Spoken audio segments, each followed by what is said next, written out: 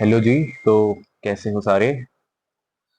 आज हम बात करेंगे इंपॉर्टेंट टॉपिक्स क्या रहेंगे हमारे नेटवर्क एनालिसिस एंड सिंथेसिस की चारों यूनिट्स में। तो अगर मैं बात करूं यूनिट वन की, तो सबसे पहले जो तुम्हारा सबसे इंपॉर्टेंट टॉपिक्स हैं वो है थ्योरम्स। बिकॉज इनसे सवाल आता ही आता है, चाहे नोडल पे पूछे चाहे मैश। और इन सब में से अगर मैं सबसे इंपॉर्टेंट जो बताऊं वो है मैश। बिकॉज मैश अगर तुम्हें आ गया तो तुम्हें इनडायरेक्टली नॉर्टन आ जाएगा, एंड तुम्हें नोडल आ गया तो तुम्हें थेवेनिन आ जाएगा। बेसिकली नोडल और मैश सबसे बेसिक हैं बाकी आगे बढ़ने के लिए। एंड मैश और नोडल इसलिए भी इंपॉर्टेंट है बिकॉज तुम्हारे यूनिट थ्री में जो पैरामीटर्स की जो सर्किट्स वगैरह निकालने पड़ते हैं, मतलब सर्किट्स की जो वैल्यू निकालनी पड़ती है, जैसे पैरामीटर्स जेड पैरामीटर निकालना हो गया, वाई पैरामीटर निकालना हो गया, तो उसके लिए भी हमें मैश की नॉलेज होनी चाहिए। एंड ये जो चीजें हम पढ़ेंगे वो एसी सर्किट्स के लिए होगा, तो इसको तो हम नहीं छोड़ सकते। सेकंड अगर मैं बात करूं, मतलब पहले अगर मैं बात करूं तो nodal mesh Thevenin and Norton superposition है, वो तुम देख सकते हो अगर तुम्हारे पास टाइम है तो, वरना नहीं। वरना कोई दिक्कत नहीं है, मतलब उसका क्वेश्चन वैसे मेजरली इतना तो नहीं आता, बट अगर तुम्हें ये सब आ गए ना ऊपर के तो तुम्हें सुपरपोजिशन सीखने में मात्र 10 से 15 मिनट लग रहे होंगे, दैट्स इट। सेकंड अगर मैं बात करूं टर्मिनोलॉजीज की, तो ग्राफ टर्मिनोलॉजीज की अगर मैं बात करूं तो उसमें सबसे पहला जो आता है ट्रीज और कोट्रीज की बेसिक डेफिनेशन।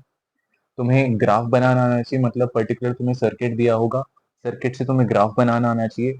उसके बाद तुम्हें ट्विग्स लिंक्स क्या होते हैं, ट्विग्स क्या होते हैं, कोटरीज क्या होते हैं, कैसे बनते हैं, ट्विग्स कैसे बनाए जाते हैं, लिंक्स कैसे बनाए जाते हैं, और उन सबके बीच में डिफरेंसेस। वो मतलब मैंने यूनिट वन की जो मेरे लेक्चर थे उसमें मैंने सब कुछ पढ़ाया। तो तुम सबसे पहले सुनो, मेरी बात सुनो। तुमने अभी तक भी अगर कुछ नहीं पढ़ा है, अगर तुम वन थ्री फोर के वन शॉट्स भी अगर तुम देख जाते हो और उसके बाद प्रीवियस ईयर क्वेश्चंस देख जाते हो, तो तुम्हारे on and on average around 50 में से 45 तो नहीं, 45 तो खैर वो मतलब 100% ही हो गया, बट 40 मार्क्स के अराउंड बहुत प्यार से आ जाएंगे। बिकॉज 5 मार्क्स फिर कुछ कुछ भी आ सकते हैं, बिकॉज 5 मार्क्स में प्रीवियस ईयर से रट के कुछ नहीं आया तो वो एक एक्सेप्शनल केस हो जाता है। बट अगर मैं बात करूँ तो 40 तुम स्कोर कर सकते हो बहुत आराम से। अभी मैं यूनिट टू की ही बात कर रहा हूँ, रुक जाओ।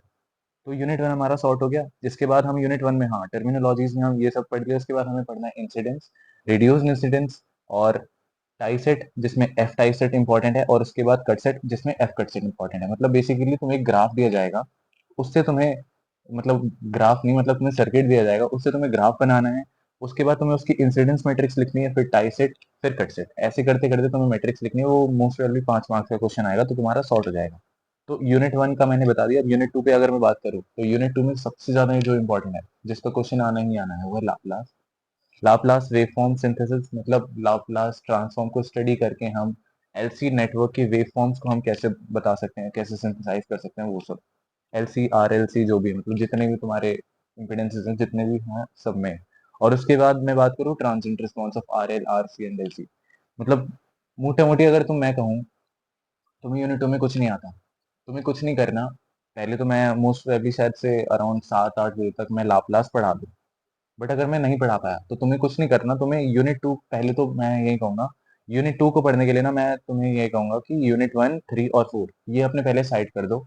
उसके बाद जब टाइम बचे तो यूनिट टू पे कूदना, क्योंकि unit two is the most interesting. मैं डिफिकल्ट नहीं कहूंगा, मोस्ट इंटरेस्टिंग, कॉज उसमें काफी ज्यादा तुम्हारा दिमाग लग रहा होगा।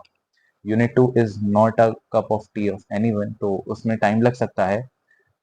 और बाकी अगर मैं बात करूँ, इससे ज्यादा यूनिट टू में और कुछ नहीं होगा मेरे ख्याल से। मतलब तुमने लाप्लास पढ़ दिया और ट्रांसिएंट रिस्पॉन्स निकालने आ गए। तुम्हें करना क्या है, तुम्हें सबसे पहले लाप्लास पढ़ना है। उसके बाद अपनी सहूलियत के लिए तुम प्रीवियस ईयर क्वेश्चन उठाओ, जितने लाप्लास के क्वेश्चन है वो कर लो, और जितने ट्रांसिएंट रिस्पॉन्स के क्वेश्चन हैं वो मैं कहूंगा तुमसे चैट जीपीटी वगैरह करके तुम रट लेना उसे, बिकॉज वही क्वेश्चन उठ के तुम्हारे आ रहे होंगे, उससे ज्यादा उसमें डीप में नहीं पहुंचेगा। बट यही बात है, मतलब unit two is the most conceptual चीज। तो मैं तुमसे यही कहूंगा, आखिरी बार तुमसे यही कहूंगा कि यूनिट टू पढ़ने के लिए तुम तभी पढ़ना जब तुम्हारे वन थ्री फोर सॉर्ट हो जाए, बिकॉज वन थ्री फोर काफी स्कोरिंग है। One three four are the most scoring. Unit two में थोड़ा दिमाग लग सकता है, ठीक है। तो यूनिट टू की कहानी हो गई। अब यूनिट थ्री पे चलते हैं। यूनिट थ्री में हमारे पैरामीटर्स, सारे parameters, Y Z A B C D, मतलब जैसे हम ट्रांसमिशन पैरामीटर्स कहते हैं, फिर हाइब्रिड, फिर इनवर्स ट्रांसमिशन। तो ये 6 तरीके के पैरामीटर्स हैं। उनकी प्रूफ्स, उनके डेफिनेशंस, और साथ में उनके क्या मतलब फिजिकल सिग्निफिकेंस क्या होता है उनका, एंड लास्टली ये सब खत्म होने के बाद तुमको क्या आना चाहिए, तुमको आना चाहिए उसका वो सर्किट सॉल्व करना। एक सर्किट तुम्हें गिवन होगा, उस सर्किट में तुमसे कोई भी पैरामीटर पूछ सकता है। लेट सपोज एक सर्किट दिया है, तुम्हारे से तुमने उसने तुमसे पूछ लिया कि तुम्हें जेड बताना है, वाई बताना है, एबीसीडी बताना है, कुछ भी पूछ सकता है। तो इट्स योर कॉल। तो मैं तुम्हें यही कहूंगा। और हाँ, सबसे इंपॉर्टेंट, तुम्हें ये क्या कहते हैं, पैरामीटर्स निकालने के लिए तुम्हें मैश की बहुत अच्छी नॉलेज होनी चाहिए, और इक्वेशन सॉल्वर बहुत अच्छे होने चाहिए। मतलब कौन सी टर्म कब कहाँ पूछी जा रही है, उसके हिसाब से तुम्हें इक्वेशन खुद से बनानी आनी चाहिए। तो ये तो बात होगी पैरामीटर्स की। अब दूसरे सेक्शन में बात करो तो वो रेसिप्रोसिटी पूछ सकता है, या कास्केडेड सिस्टम का। कास्केडेड सिस्टम एक क्वेश्चन आया था लास्ट टाइम ट्रांसमिशन पैरामीटर्स में ही। ट्रांसमिशन पैरामीटर्स का क्वेश्चन आया था, उसमें कुछ नहीं करना, दो सर्किट को इंडिविजुअली हमें सॉल्व करते हैं, फिर उसका उसका उसका ट्रांसमिशन पैरामीटर और दूसरे वाले के ट्रांसमिशन को हम मल्टीप्लाई कर देते हैं, तो हमारा कास्केडेड सिस्टम बन जाता है। तो यूनिट 3 में मतलब तुम्हें अगर मैं कहूँ सबसे ज्यादा स्कोरिंग जो है ना वो तुम्हारी यूनिट 3 है। बट ये मत करना कि मतलब, पहले तो मैं तुमसे यही कहूंगा, प्रीवियस ईयर क्वेश्चंस 2023 और 2024 के प्रीवियस ईयर क्वेश्चंस पे सबसे अच्छी पकड़ बनाए रखना। एग्जाम देने से पहले एटलीस्ट 2 बार या एक बार तो सॉल्व करके जाना उसे, 23 और 24 को। मेरे लेक्चर्स देखने के बाद तुम्हें क्या करना है, तुम्हें 2023 और 2024 के क्वेश्चंस खुद से बैठ के सॉल्व करने हैं। नहीं हो रहे तो कहीं पे जीपीटी कर लो, कुछ भी कर लो। मतलब मेरा कहने का मतलब ये है, 2023 और 2024 के क्वेश्चंस मत छोड़ना, बिकॉज उसमें काफी कुछ चीजें हैं।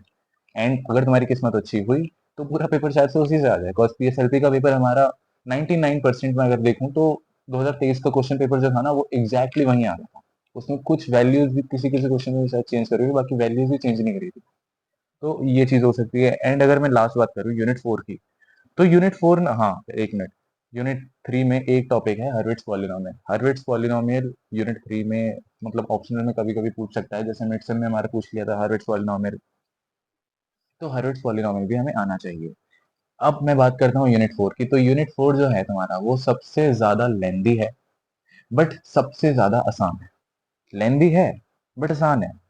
इसमें हर्विट्स पॉलिनोमियल की नॉलेज होनी चाहिए, क्योंकि इसमें जो सबसे पहला जो टॉपिक है पॉजिटिव रियल फंक्शन, उसको पढ़ने के लिए तुम्हें हर्विट्स पॉलिनोमियल आना चाहिए। वैसे नहीं भी आता तो हर्विट्स पॉलिनोमियल पॉजिटिव रियल फंक्शन में दूसरे तरीके से निकाला जाता है, पोल्स को पता लगा के। तो अगर तुम्हें हर्विट्स पॉलिनोमियल नहीं भी आता तो भी चल जाएगा, बट मैं यही कहूंगा तुम पढ़ लेना वो भी। फिर बात करते हैं हम नेटवर्क सिंथेसिस की। एक टॉपिक खत्म हो गया। अब नेटवर्क सिंथेसिस की मतलब पहला टॉपिक पीआरएफ खत्म हो गया। अब नेटवर्क सिंथेसिस में सबसे पहला जो मेथड आता है वो होता है, पहली बात तो नेटवर्क सिंथेसिस हम पढ़ते क्यों? नेटवर्क सिंथेसिस हम इसलिए पढ़ते हैं, तुम्हें कोई इक्वेशन गिवन है, इक्वेशन या फंक्शन गिवन है, उस फंक्शन से तुम्हें ना सर्किट बनाना होता है। तो उस सर्किट बनाने के बेसिकली मोटे मोटी 4 मेथड होते हैं।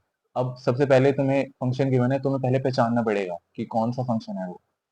एलसी नेटवर्क बनाएगा, आरसी बनाएगा या आरएल बनाएगा, तो उसके लिए भी पर्टिकुलरली एक एक टॉपिक बढ़ जाता है। और उसके बाद जब तुम्हें पता लग गया कि वो एलसी है, तो एलसी को सिंथेसाइज करने के फर्दर 4 मेथड है, that is Foster 1, Foster 2, Cauer 1 and Cauer 2।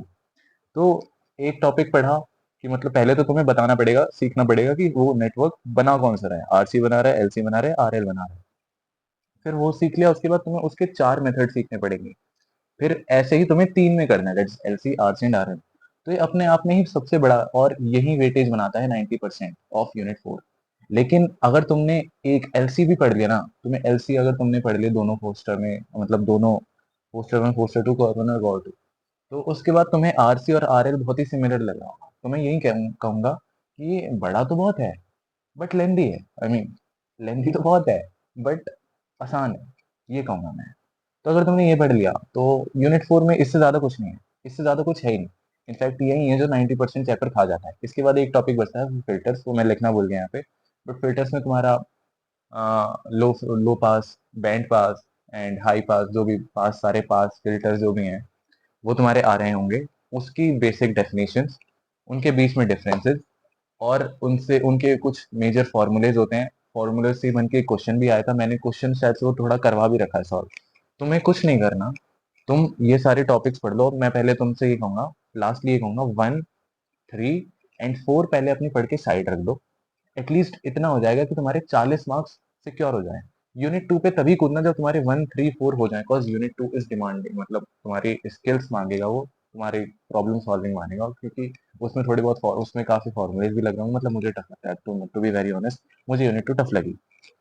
तो उसमें तुम्हें कुछ नहीं करना, तुम्हें 1, 3, 4 पहले साइड रख देनी प्रीवियस ईयर क्वेश्चंस लगा के। उसके बाद तुम्हें यूनिट 2 में अगर तुम वो बच्चे हो कि तुम्हें केवल 45 टू 50 मार्क्स लाने हैं, तो मैं कहूंगा लाप्लास पढ़ जाओ। केवल लाप्लास पढ़ोगे तो भी सॉर्ट रहेगा सब कुछ। नहीं पढ़ोगे तो मैं कहूंगा तुम 23-24 की प्रीवियस ईयर तो देख ही रहो, तो यूनिट 2 के भी देख लेना। तुम्हारी किस्मत अच्छी है तो एक दो क्वेश्चन उसी में से उठ के आ जाएंगे। बाकी कोई दिक्कत नहीं है। लाप्लास मोस्ट इम्पोर्टेंट, मतलब लाप्लास में मैं वैसे ट्राई करूंगा, हाँ, 11 12 बजे तक मैं पढ़ा दूंगा, मेरे से पॉसिबल हुआ तो। कॉज मेरा एमपीएमसी में मेरे को थोड़े कम मार्क्स मिले हैं, तो ये सीन है। तो मैं बता दूंगा तुम्हें लाप्लास क्या होता है। मोटा मोटी हम लाप्लास ही पढ़ रहे होंगे, कॉज उसके बाद मैं ज़्यादा दिमाग नहीं लगाऊंगा तुम्हारा। तो तुम्हारा 1 3 4 अभी तुम पहले सॉल्व करोगे, उसके बाद ही यूनिट 2 पे कूदना। That's all for एनएएस। ठीक है।